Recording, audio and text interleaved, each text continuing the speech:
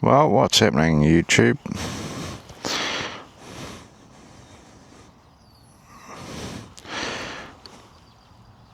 Right, it's a nice day.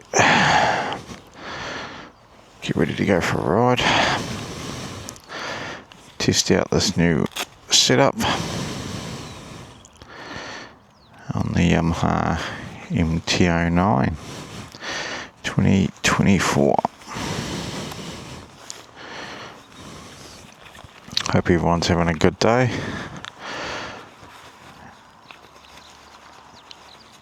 It's now the silly season. And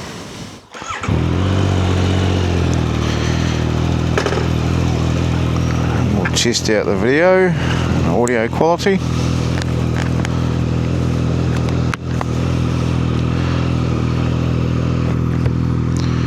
See what it's like.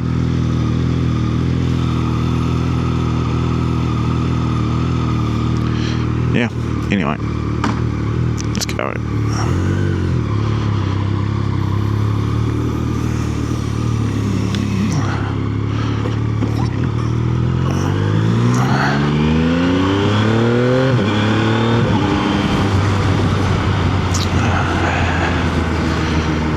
So the Yamaha MT-09 2024 edition, Gen 4, whichever way you want to put it. What do I like about it? Pretty much everything. I was looking at a few different bikes.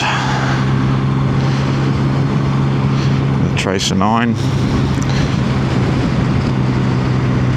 Obviously the MT-09 Gen 3 initially. And then I decided to wait until this came out. Just for the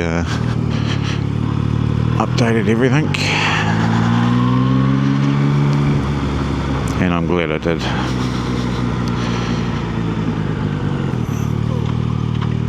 Obviously, as I said, I was looking at the Tracer 9 and thought most of my riding is just going to be out having fun. Wouldn't be touring a lot. And obviously, the cost difference between this and the Tracer 9 here in New Zealand was an extra $10,000. So that's why I decided that I'd go for this instead, and haven't looked back. This bike's got all the power you need. When you twist the throttle, it makes you think you're a 5-year-old kid with a huge grin on across your face. Just makes you happy. Obviously haven't done many mods to this bike. Barring mirrors were a must. Never really liked factory mirrors. I've got a couple of windscreens. This is the bigger one. I've also got the tiny little one. Radiator guard, no exhaust yet, but I'm pondering whether I get one or not. That'll come in time. Obviously, I've had this bike probably a few months, 1,677 k's on it, so it's had its first service. And enjoying every minute of it. As I said, a lot of people say it takes a while to get used to the indicators. It is different, but you do get used to it. Obviously with a 6-axis IMU, this bike's got all the modes, lift control, traction control, all comes in handy.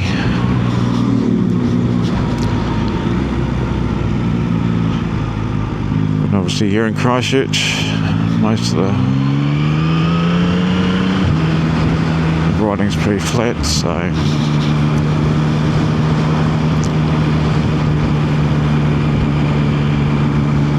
but yeah.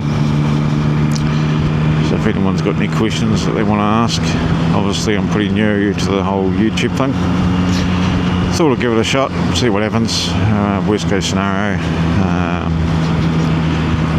I've got the camera to use as a dash cam. I always think dash cams are beneficial whether you're in a car or a motorbike, truck, whatever. There are a lot of silly people whereabouts, and you want to try and keep safe.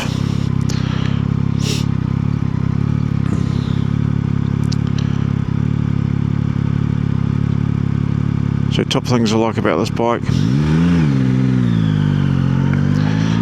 the old grills up here, the speaker grills. I forget what Yamaha call them, but the induction noise you get from those when you twist the throttle is just epic. It really resonates up to the rider, and even though this has got the stock exhaust on it, she is pretty quiet, but when you twist the throttle and get the induction noise coming through those grills, the sound is just epic. Really puts it good on your face.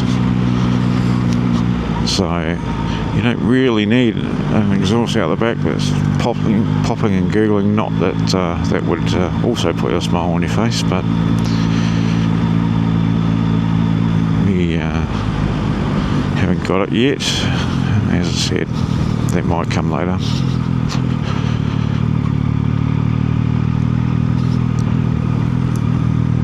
Other things, riding position, very comfortable. Obviously stock seat, so after a few hours it does get a wee bit sore, but you know, after a few hours normally I get off and stretch my legs, have a coffee. I vape, so usually have a vape too, so getting off after a few hours is not a big problem. Obviously the wind, it's a naked bike. Obviously wind's always going to be a factor on a naked bike, so some people would mark that as a con. Than a pro, obviously, but if you're buying a naked bike, you should expect that there's going to be a bit of wind. You know, it's a naked bike, doesn't have a lot of fairings, or generally none, so wind's always going to be a problem. And it's going to be interesting to see what the audio is like with wind. Obviously my visor's shut, I do have it cracked just slightly, so we'll see what the audio is like.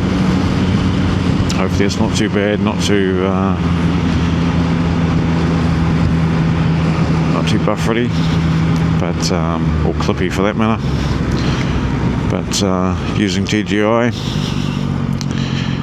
products, so we'll see.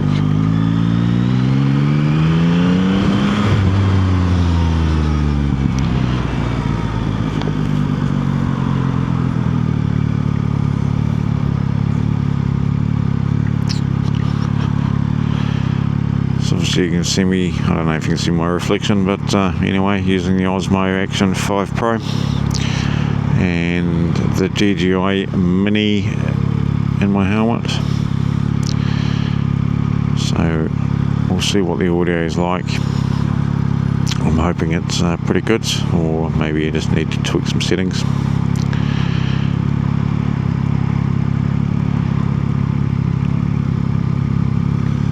But anyway, we'll see what it's like when I download everything. But obviously, good time to go for a ride. Nice sunny day. Just finished work for the year.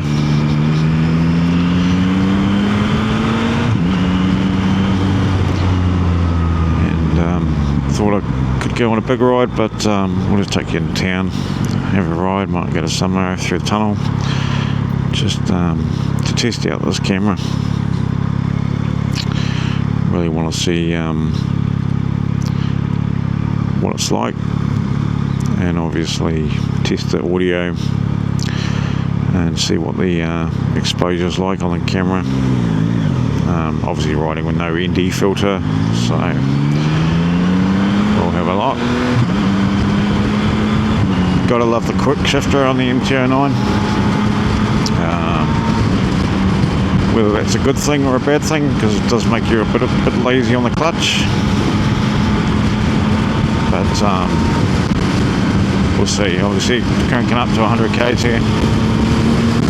It's going to be interesting to see what the audio is like on this segment of the road, and obviously the wind noise. Whether you can hear me okay. I'm getting a wee bit buffeted by the wind, but again, naked bike, what do you expect? Hoping to see what the audio is like on this section of road. Hopefully it's not too bad, otherwise might have to do something else. Another thing I like about this bike is it's got cruise control. I haven't used it a lot, but on like a few of the big rides I've done, a couple of that 2 to 3 hours away, it does come in handy just to rest, you know, take a bit of relief off your throttle hand. That way you can just relax, give it a rest. Yeah, so that's always good. We can try it out here, just push that button there, and then we press down to set it. And as you can see in the green on the dash, I don't know if you can see it, 103 k's, hands off the throttle. You can relax it rest it on the tank, and give your hand a rest on a long ride. Obviously you still have to ride to the conditions, keeping an eye on traffic, and but just to relax your hand and for those long rides, super handy. Obviously this is the first bike out of 7 that I've had that's had cruise control, and as I said, not that I use it a lot, but we can turn that off. Definitely use it a lot on the longer rides when you just want to have a wee bit of rest on your throttle hand.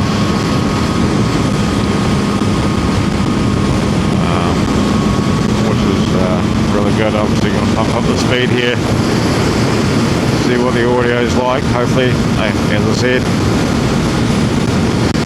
doing 117 k's, got quite a bit of wind on the helmet, and we'll see what the audio is like. Obviously the audio in the camera is going to be probably really terrible, but we'll see what the audio is like in the mic.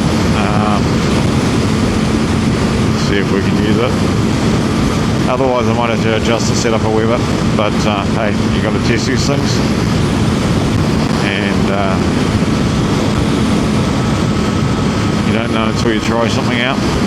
Could just tweak the settings, or yeah.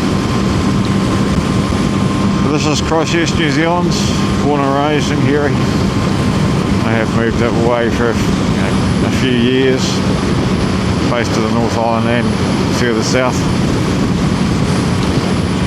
But consider Christchurch my home. I love the,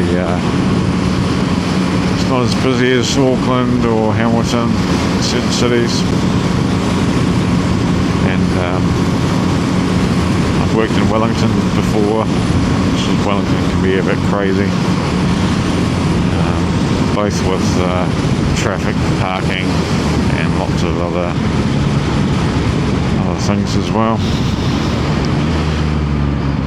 But if anyone's got any questions about anything, whether it's the bike, the setup, or even New Zealand, you can find them in the comments. We'll try and answer them. Not saying I don't know the answer to every question, but hey, I'll try my best. Right, let's get past these guys.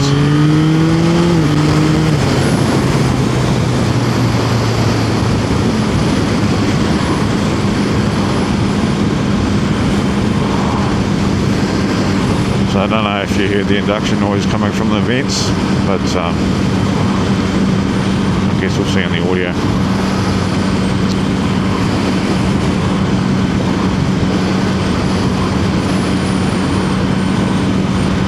So I can also comment on the pillion seat on the MT-07, the MT-09.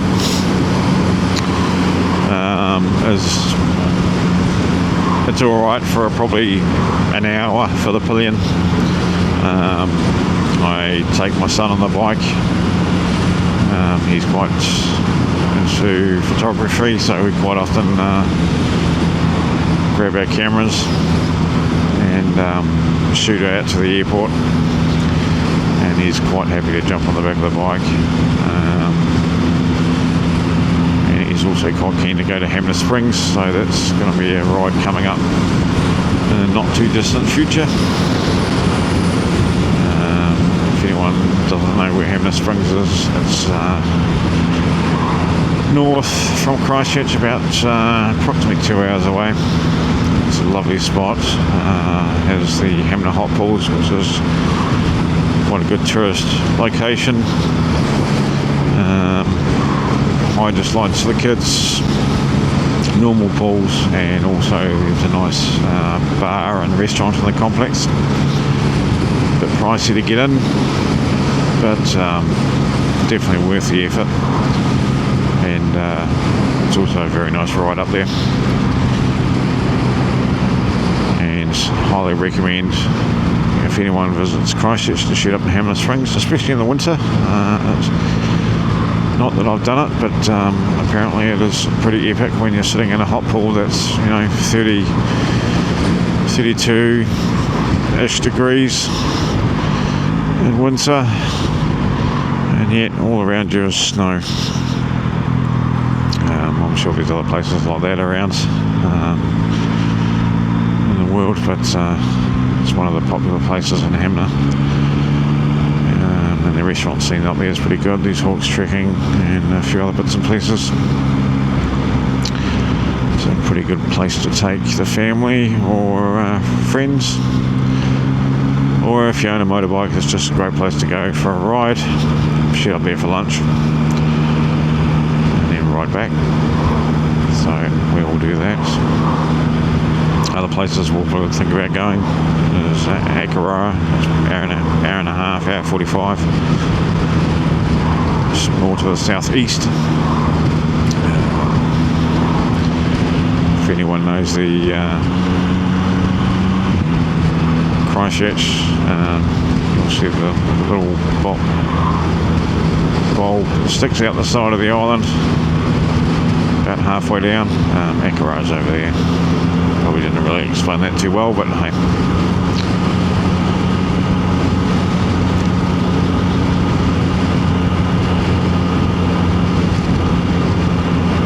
So as I said, it's a silly season per se. Here in New Zealand, obviously it's our summertime, so no white Christmases here. It would be very strange to have a white Christmas here in New Zealand. Something would be horribly wrong, but I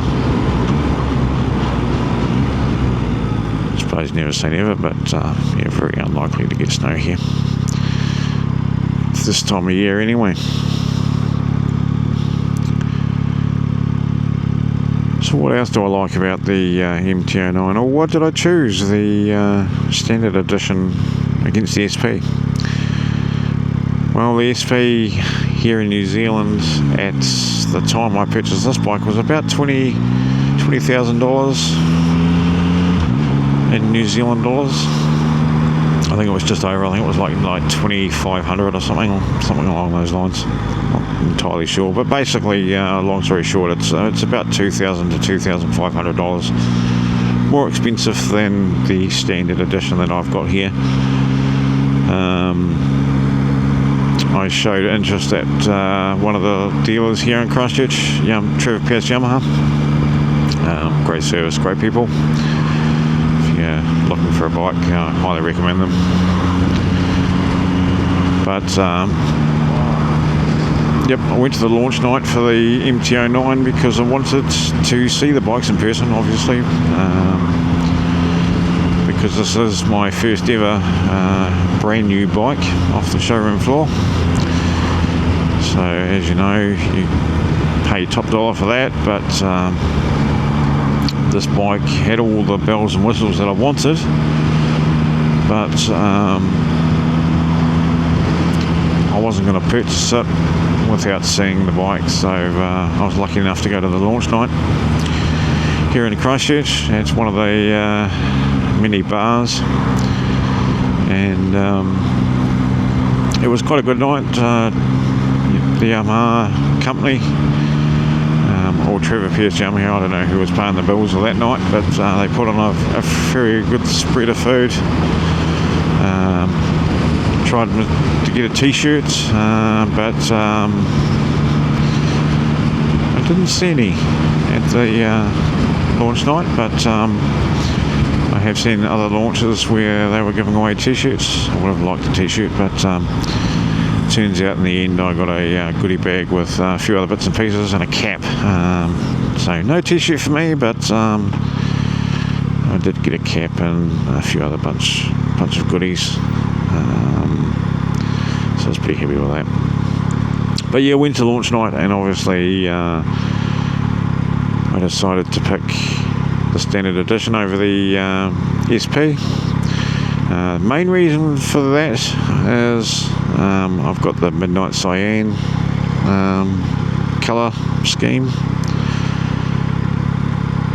and the main reason I like the gunmetal colour and the cyan wheels, and just basically fell in love with this colour scheme.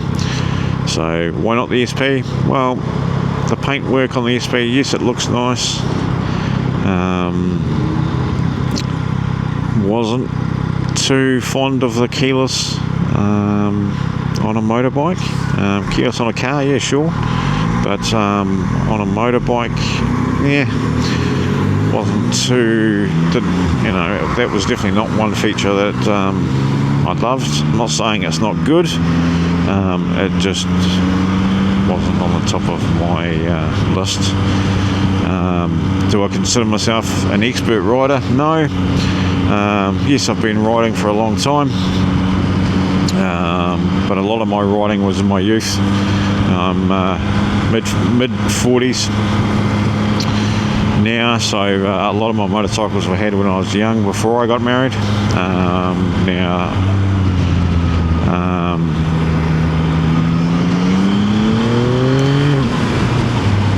Unfortunately, I've separated with my ex.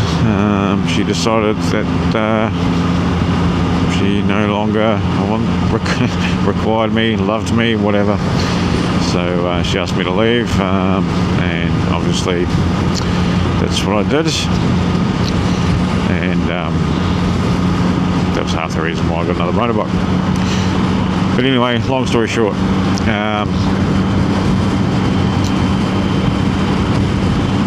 I don't consider myself a high-spec rider. I've had, as I said, this is my 7th bike.